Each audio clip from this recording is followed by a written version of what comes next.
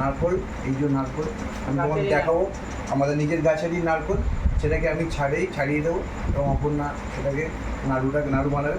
নারকোলটাকে আমি কীভাবে ছাড়ালাম আমি তোমার সঙ্গে শেয়ার করছি, দেখতে থাকো। প্রথমে দা নিলাম, দা নিয়ে এরপরে এটাকে ছাড়াতে হবে।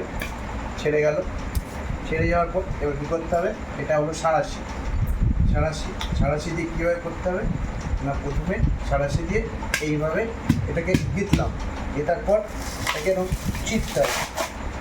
চিরতে হবে, করার পর তারপরে এদিকে আবার এদিকে করবো, করার পর এই চিরতে হবে, চিরে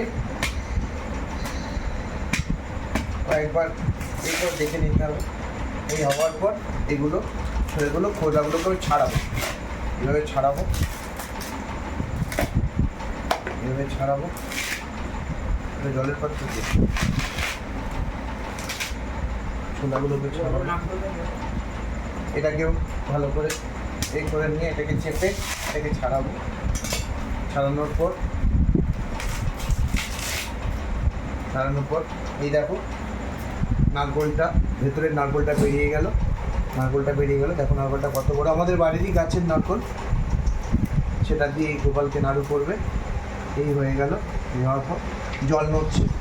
এবার কী করতে হবে, এবার এই দা দিয়ে মাঝখানটা করে কাটতে হবে।